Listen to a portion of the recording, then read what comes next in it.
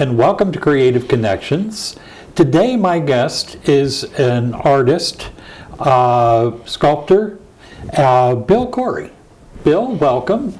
Pleasure to have you here. Thank you very much. My wife Carol Mays and I were at the Petersham Art Show last weekend, and we saw a lot of good art, but Carol and I both were really drawn to the work that you do.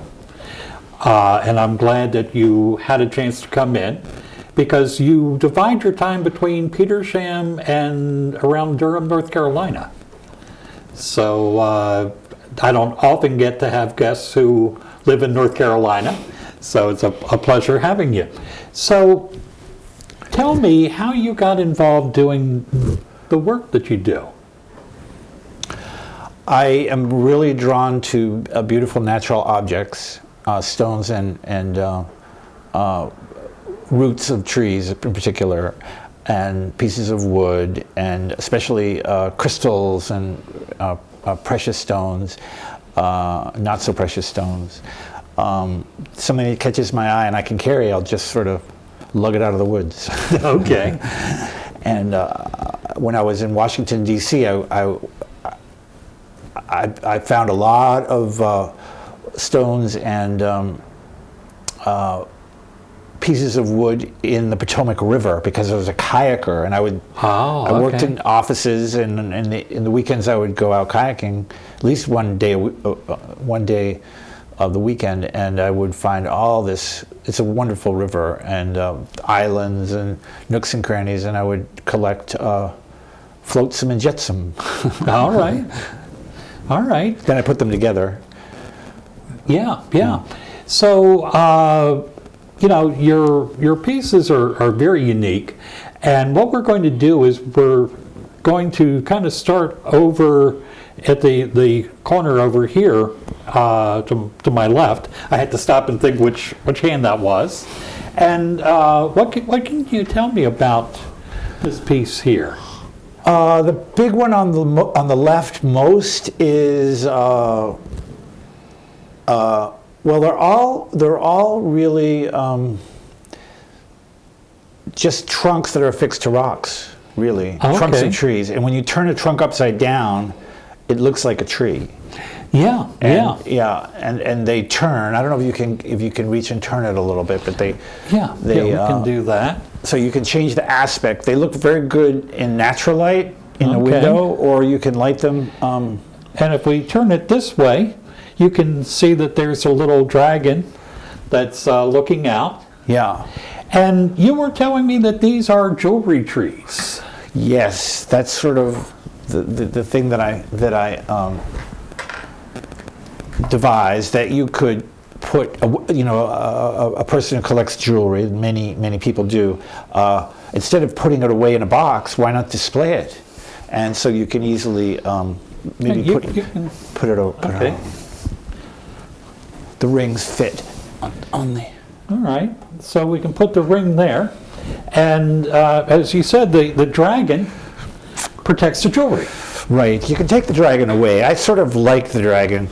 The dragons are pre-made pewter sculptures. They're very affordable and easy to get online, and they're used in fantasy warfare and things like that. And there are dragons and wizards and sorceresses and armies of elves and all sorts of things you can get. And but I like to kind of imagine that the tree is a home for a dragon, and many of them are hollow, and there's spaces inside, and I fix them, some of them with lights, and they shine through the crystals, and I light the jewelry.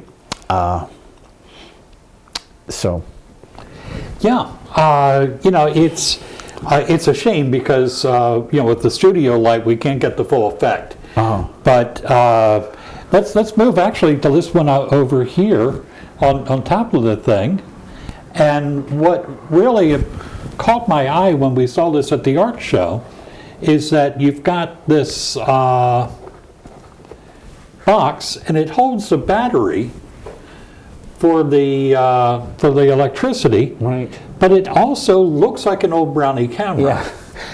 Which, I remember as a kid having the old Brownie cameras and taking the pictures and waiting 2 weeks to get the little black and white photo back from it.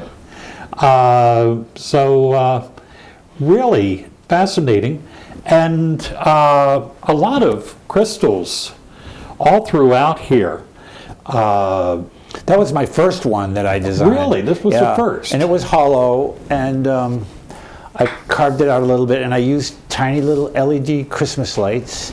Okay. And I just was experimenting, and I subsequently I've got them electrified, so they plug into a power. But yeah, the crystals sort of are extensions of the branches in a way, and they're little doors. And hiding places where you can squirrel away things. Okay. So if you had something really precious that you didn't want to rely totally on the dragon to protect, you would be able to hide it away in there. Right. So when you look at a piece of wood, how do you decide where it goes? Yeah, that's a good question. Usually I just see it, and a lot of times wood is rotting in the woods because it gets wet. So it's quite different when it's dry.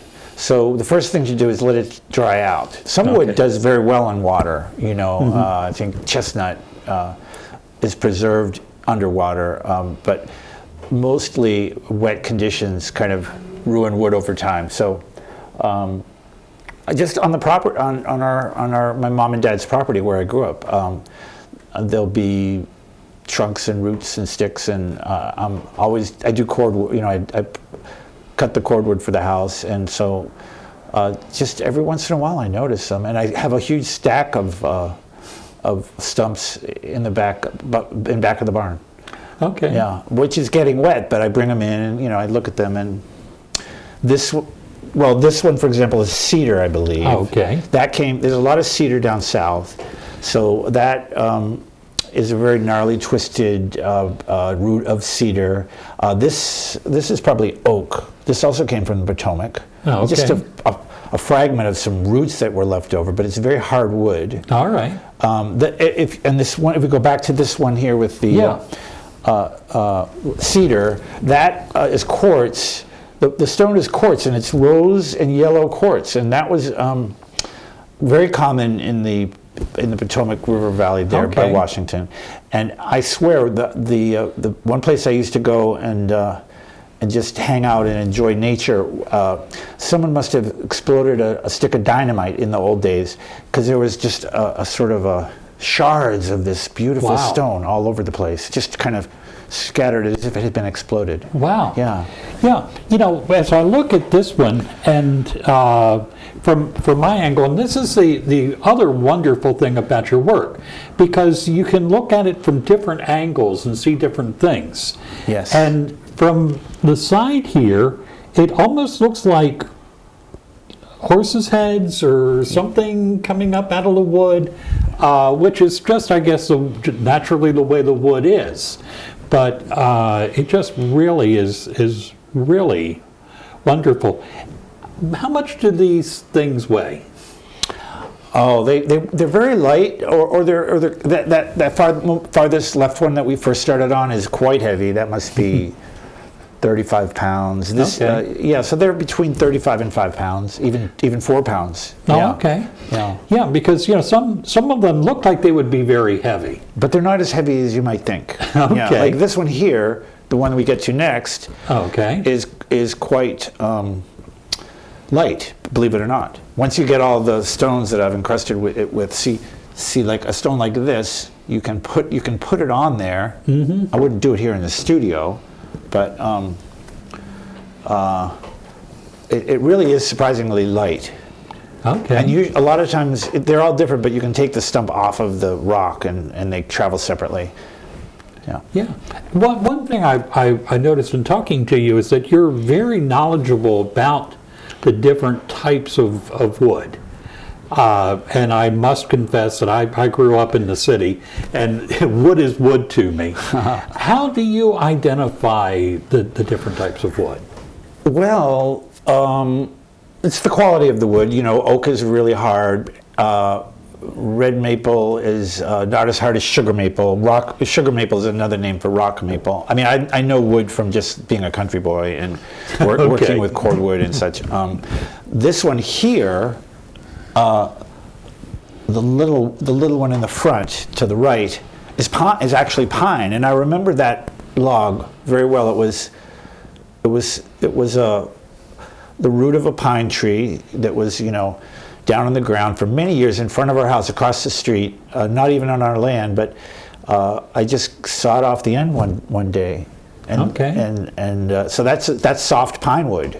But if you treat it, I usually stain them, or I use shellac or varnish or a coating, polyurethane coating that protects it. And that protects the wood and keeps it from deteriorating further, or or it gives it a nice shine. Oh, sure. Sometimes, I sand them sometimes, but mostly I leave them natural. But I do sand them. Okay. But a lot of times, for example, the two to the right are driftwood. Now I can't remember where I got. Of course, you find driftwood in the river, but I might have found them on the beach. I don't know what kind of wood the two most right. This one in the front is probably oak, but I actually don't know all the types of wood. Okay, so when you have that piece of wood and you look at it, how do you decide, okay, this is going to go here? Yeah. I have, one of my talents is that I'm very good with level. Like Stan, your cameraman, would probably be good with level. He knows when something's square, when he knows immediately when the camera isn't level. And so I work at finding a level base. The stone that it sits on is very important. They two work together. Like I guess I could just take this one apart here. Okay. See, the little figurine comes off quite easily. It's an eagle. And this is just a piece of slate of some sort, a big chunk of slate, and I have quite a huge collection of just flat stones that I find. Look at how, it's almost like it's been manufactured. But it's a piece of rock that came off of another rock somehow. Okay. Yeah, and so see how level that is. That's right. That's. You would think that it had been, planed or cut. Yeah. And another thing about my stones is a lot of times you can turn it over and you get a whole nother effect. Look at that. Now look at that. Isn't that lovely? That surface there and this line here. Right. So you get, and you can do lots of things with this stone, right? Sure. But anyway, in this case, it's the base for this little chunk of wood. I didn't do a thing to this. I mean, I did varnish it. I don't think I even stained it. It's naturally dark like that, and it sits as solid as can be. Yeah, it sits beautifully. Yeah. And, again, when you turn it, if we kind of turn it this way and look at it head on, it's almost like a bird in flight. It's like wings, isn't it? Yeah. Yeah. And then it inspires this raptor who is seeming to soar to a perch, maybe. Okay. But you can move him around. Whoop. You can move him around. I have different holes where you could put him in different places. But, yeah. Or you don't need the bird either, Well, and I think that's the wonderful thing, is that they are adaptable. When you came in and brought these in, some parts are together and some parts are separate, and just watching you put them together. It amazed me how, like this little platform that the dragon is sitting on the piece right there in front of you, it just sits there so perfectly. Yeah. Well, this one is, I don't know how much time we have, but this one is kind of, I probably don't want to take it apart, but this one, the others often turn, or I put them on Lazy Susan, so you can't turn. Right. But this one is on a swivel, and it moves back and forth, and so you get different ways to level it. And it's amazing how these shelves, here's the dragon for this one, it's amazing how the shelves work. It's just a piece of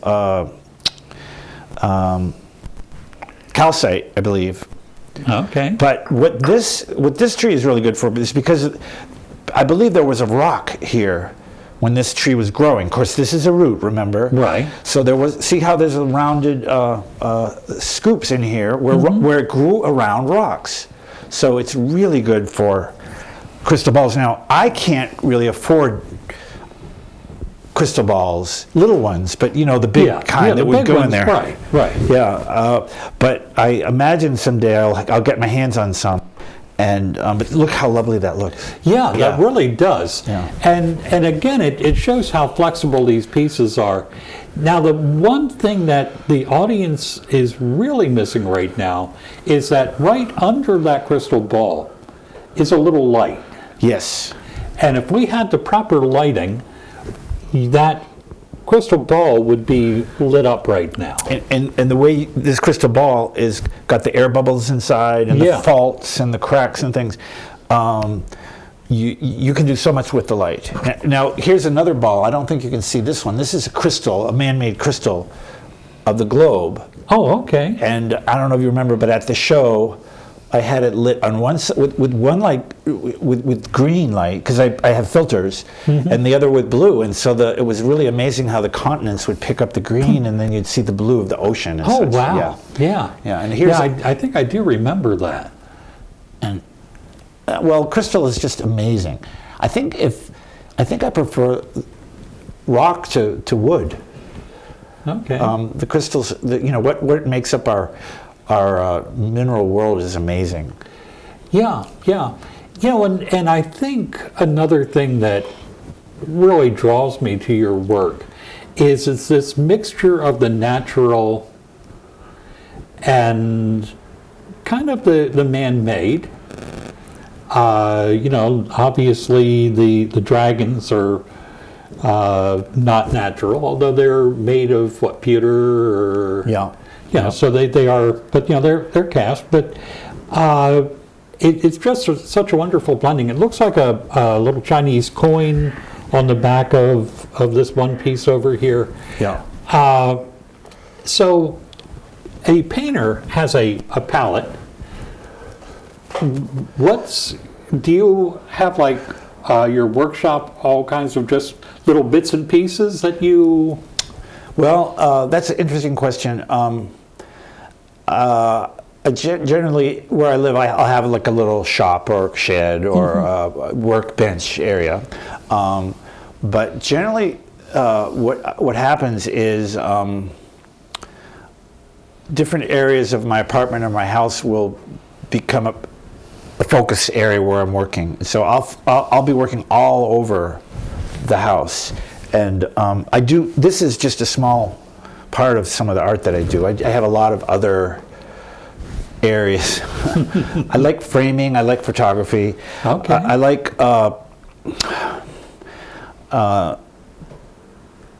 what's the word? I like boxes. When you open a box and find treasures inside, I make shadow boxes, and I fill them with old things. I love money. I love currency.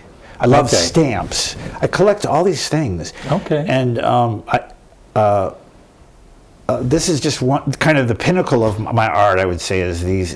The other things aren't that fancy, but I'm painting and I'm decorating all sorts of different things. So yeah, it sounds like art is really an important part of your life, and most of us in this country are unilingual.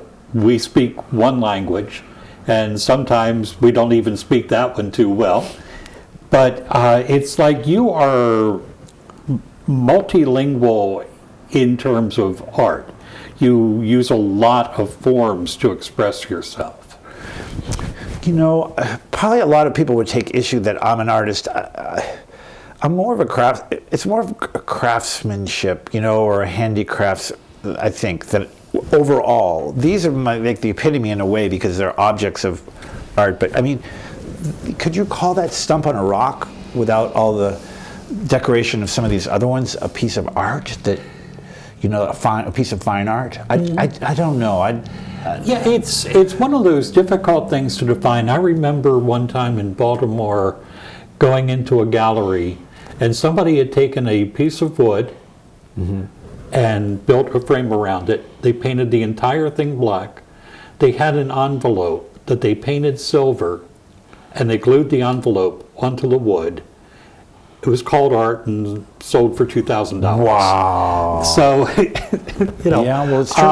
yeah, art is one of those things that's so difficult to define. But in my mind, taking something and turning it into something else is an art. And I know that, you know, people get into that art or craft. Folk art. Or folk art. Yeah. But, you know, we were recently at an art gallery in a town nearby, and I won't mention the name of the place.